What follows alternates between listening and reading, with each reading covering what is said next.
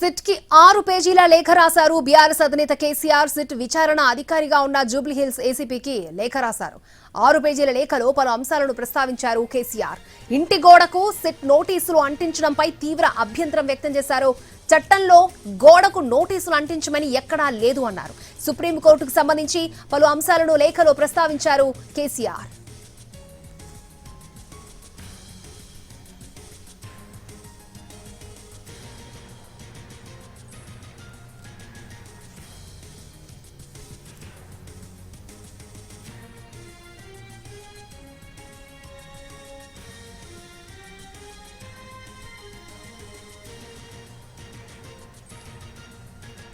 SIT కి 6 పేజీల లేఖ రాశారు బీఆర్ఎస్ అధినేత కేసీఆర్. సిట్ విచారణ అధికారిగా ఉన్న జూబ్లీహిల్స్ ఏసీపీకి లేఖ రాశారు. 6 పేజీల లేఖలో పలు అంశాలను ప్రస్తావించారు కేసీఆర్. ఇంటి గోడకు సిట్ నోటీసులు అంటించడంపై తీవ్ర అభ్యంతరం వ్యక్తం చేశారు. చట్టంలో గోడకు నోటీసులు అంటించమని ఎక్కడా లేదన్నారు.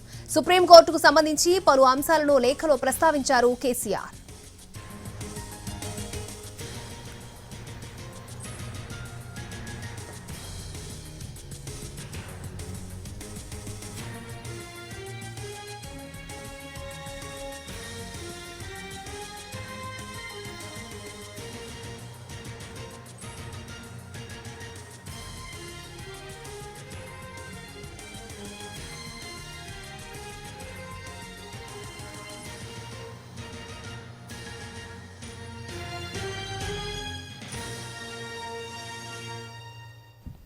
ప్రస్తుతం తాను జూబ్లీహిల్స్ పరిధిలో నివసించడం లేదు అన్నారు కేసీఆర్. హరీష్ రావు అఫిడవిట్ లో సిద్దిపేట అడ్రస్ ఉంటుందని తెలిపారు. కొన్ని సంవత్సరాలుగా కరెస్పాండెంట్ అడ్రస్ గా నందినగర్ పెట్టుకున్నారని గుర్తు చేశారు.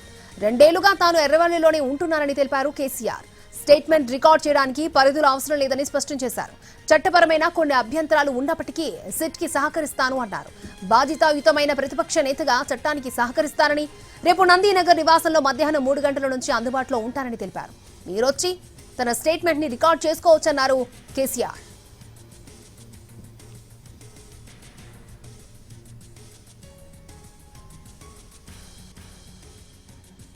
రైట్, సిట్ కి 6 పేజీల లేఖ రాశారు బీఆర్ఎస్ అధినేత కేసీఆర్. చాలా విషయాలను అందులో పొందుపరిచినట్టుగా తెలుస్తోంది. రైట్, పూర్తి డీటెయిల్స్ అందించడానికి మా crime input editor Ramesh Vaitla live లో మనకి అందుబాటులో ఉన్నారు.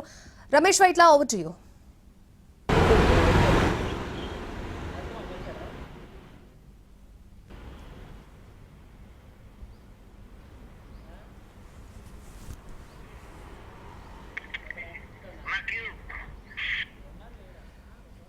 సిట్ అధికారులకు ఒక ఘాటైన లేఖను అటు కేసీఆర్ రాయడం జరిగింది. దీనికి సంబంధించి చూస్తే అది దానిలో తీవ్రమైన ఆక్షేపణ చేయడంతో తీవ్రమైన అభ్యంతరాలు ఉన్నాయని చెప్పి చెప్పింది. అయితే మీరు ఇచ్చిన నోటీసు కూడా పూర్తిగా చట్ట వ్యతిరేకంగా ఉంది, చట్టబద్ధంగా లేదు. అంతేకాకుండా మీరు చట్ట ప్రకారం వ్యవహరించట్లేదు, నడుచుకోవట్లేదు.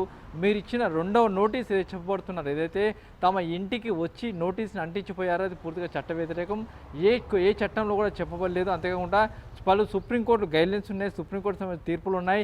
ఎక్కడైనా ఎవరైనా సరే సంబంధించిన 160 సిఆర్పిసి నోటీస్ ఇవ్వాలంటే సంబంధిత వ్యక్తికి స్వయంగా ఇచ్చి ఆ మేరకు అదే తీసుకోవాల్సిన అవసరం ఉంటుంది. అంతేకాకుండా మీరు ఇలా గోడలకు అంటించిన పూర్తి ఆక్షేపణీయం. అయితే కొంతమంది వ్యక్తులు రాత్రిపూట 9 గంటల సమయంలో నా ఇంటికి వచ్చేసి అక్కడ నా ఇంటికి కూడా నోటీస్ అంటించిపోయారు కాబట్టి పూర్తి ఆక్షేపణీయం అని కూడా చెప్పడం జరిగింది. మొత్తంగా 6 పేజీల లేఖలో చాలా విషయాలు కూడా ప్రస్తావించారు. పలు సుప్రీంకోర్టు సంబంధించిన తీర్పులను ప్రస్తావించారు. అటు ఆంధ్రప్రదేశ్ హైకోర్టు సంబంధించిన హైకోర్టు సంబంధించిన ఆదేశాలను కూడా అందులో ప్రస్తావించడం జరిగింది. ఏదైతే సిఆర్పిసి 160 కింద చూసినట్టయితే నేను ఆ పరిధిలో, అంటే మీరు విచారిస్తున్న జూబ్లీహిల్స్ పరిధిలో లేను. అంతేకాకుండా నేను కేవలం ఆ పరిధిలో ఉన్నప్పటికీ, అంటే ఆ పరిధిలో సంబంధించిన నందినగరంలో తాను కరస్పాండింగ్ అడ్రస్ మాత్రమే పెట్టుకున్నాను. ఇప్పుడు ప్రస్తుతానికి తాను ఎర్రవల్లిలో ఉంటాను. దాదాపు 2 ఏళ్ళ నుంచి నా కరస్పాండింగ్ అడ్రస్ కావచ్చు, నా పూర్తి వివరాలు కూడా ఎర్రవల్లి నుంచే నడిపిస్తున్నాను, ఎర్రవల్లిలో ఉంటున్నాను. అయితే మీరు మొదటిసారి ఇచ్చిన నోటీస్ ఏదైతే సిఆర్పిసి 160 నోటీస్ ఇచ్చారో ఆ నోటీస్ ప్రకారం అందుకున్న తర్వాత నేను ఒక లేఖ రాశాను మీకు.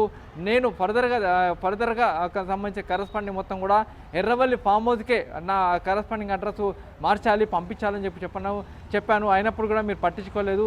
అంతేకాకుండా మీరు హైదరాబాద్లోనే నందినగర్లోనే విచారించాలని మీరు పట్టుపట్టారు.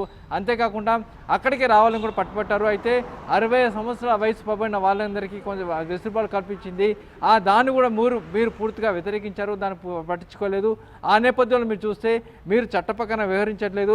ఏసీబీ పరిధిలో ఏదైతే జూబ్లీహిల్స్ ఏసీ పరిధిలో తాను లేనప్పటికీ మీరు అక్కడికి వచ్చి విచారణ ఎదుర్కోవాలని చెప్తున్నారు కాబట్టి పూర్తిగా ఇది ఆక్షేపణీయం అని చెప్పి 6 పేజీల లేఖలో పేర్కొనడం జరిగింది. అయితే మీరు పట్టుబడుతున్న దాని ప్రకారం నేను నందినగర్కు వస్తున్నాను, నందినగర్లో రేపు మధ్యాహ్నం 3 గంటల నుంచి అందుబాటులో ఉంటాను, మీరు మీ సిట్ అధికారులు వచ్చి విచారణ స్టేట్మెంట్ రికార్డ్ చేసుకోవచ్చని చెప్పడం జరిగింది. అయితే దీనికి సంబంధించి చాలా విషయాలు ప్రస్తావిస్తూనే కొన్ని విషయాలు స్పష్టంగా చెప్పడం జరిగింది.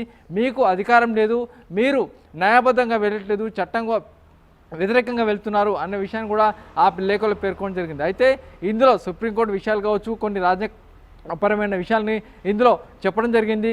అంతేకాకుండా చాలా విషయాలు ప్రస్తావిస్తూనే ఆ మేరకు ఏదైతే చట్టానికి లోబడి అయితే ప్రతిపక్ష నాయకుడిగా ప్రతిపక్ష నేతగా నేను చట్టాన్ని గౌరవిస్తాను, ఆ గౌరవిస్తూనే ఆ మేరకు నేను ఏదైతే రేపు విచారణకు అందుబాటులో ఉంటానని చెప్పి ఆ లేఖలో పేర్కొనడం జరిగింది. అయితే రేపు మధ్యాహ్నం 3 గంటలకి కేసీఆర్ అటు నందినగర్లోని ఇంట్లో అందుబాటులో ఉండబోతున్నాడు. అయితే ఇవాళ రాత్రికి కేసీఆర్ ఇంటికి నందినగర్కి వస్తాడా, రేపు ఉదయం నందినగర్కి వస్తాడన్న విషయం కూడా ఇంకా స్పష్టంగా తెలియదు. దానికి సంబంధించి పార్టీ వర్గాల నుంచి కూడా పూర్తి సమాచారం రావాల్సి ఉంది. ఓకే రమేష్.